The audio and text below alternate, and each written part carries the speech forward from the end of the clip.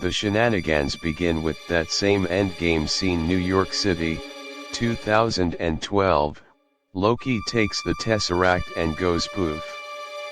And we're transported to the Gobi Desert, where the god of mischief has crash-landed. Within moments, 2 new portals materialize near Loki, and a quartet of people in S.W.A.T. like gear, including Bunmai Mosaku, Lovecraft Country, as Hunter B-15 approach the Tesseract, with B-15 observing that they've got a standard sequence violation on their hands. And much to Loki's confusion, B-15 suddenly places him under arrest for crimes against the sacred timeline. Naturally, Loki sees these people as zero threat and tries to move past them toward the Tesseract, but he's halted when B-15 strikes him in the face with her time stick, causing him to move at 1/16th speed while feeling all the pain of that hit in real time. Loki falls to the ground, he's taken into custody, the armored men seize the Tesseract, and they reset the aggravated timeline by setting down what looks like a mini lantern, which fills with purple smoke and appears to wipe away any evidence that Loki had ever touched down in the desert. The premiere is a bit heavy on exposition, particularly once Loki's arrested.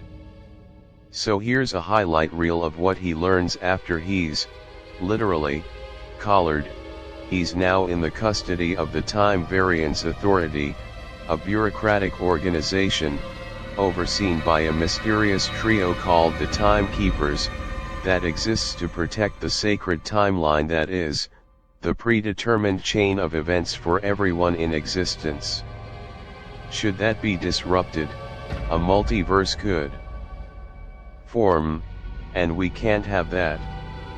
Loki, who became a variant after he messed with the timeline by grabbing the Tesseract, now must stand trial for his offenses and, hopefully, get back on his preordained path once he's exonerated. Upon arriving at the TVA, there's a lot of Loki trying to use his powers and intimidate the TVA employees, which essentially never works, but you've gotta admire his spirit. Despite Loki's best efforts to blame all this timeline chaos on the Avengers and their timey-wimey pursuit of the Infinity Stones, Judge Ravana Renslayer, the morning show's Gugumbe the Raw, finds Loki to be the guilty party here. But just before he can be reset, whatever that seemingly horrible fate is, Loki's saved at the last minute by TVA agent Mobius, Owen Wilson, who's been busy investigating a string of crimes committed by a particularly dangerous variant who's causing destruction all over the timeline. If you're thinking what I think you're thinking, it's a bad idea, Renslayer tells Mobius, who's attempting to intercept Loki's imminent reset. I'm just chasing a hunch, he replies, and she warns, anything goes sideways, it's on you. And with that, Loki becomes Mobius' problem, and Mobius hints that he can help Loki get out of the TVA if Loki assists him with some things. It isn't until the end of the episode that Loki's new, glorious-ish purpose at the TVA is divulged. In the meantime, Mobius questions him about whether he enjoys bringing pain to others.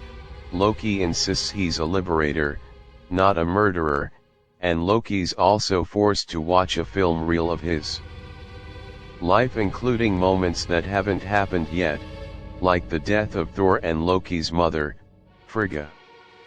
Later, he also watches Odin's death, his own brotherly bonding with Thor, and his eventual demise at Thanos' hand, and the idea that his entire existence is at the mercy of the sacred timeline seems to sit not super well. Oh, and the mysterious real-life plane hijacker known as D.B. Cooper? That was Loki all along. Finally, after an ill-fated escape attempt and Loki's fairly stunning discovery that the TVA possesses multiple Infinity Stones, which are powerless in this realm and mostly used as paperweights, Mobius cuts to the chase. A fugitive variant has been killing our Minutemen, he tells Loki, who responds, "And you need the god of mischief to help you stop him." And why Loki? Well, it's simple, the variant we're hunting is you, Mobius replies. The premiere ends in Salina, Oklahoma, circa 1858. A portal opens, and TVA hunters step through it. They plan to prune the scene, that is, clip this new branch of the timeline so that it never even happened, but then they spot a hooded figure in the distance. The figure drops a lantern, and the entire field is set ablaze, torching several of the hunters.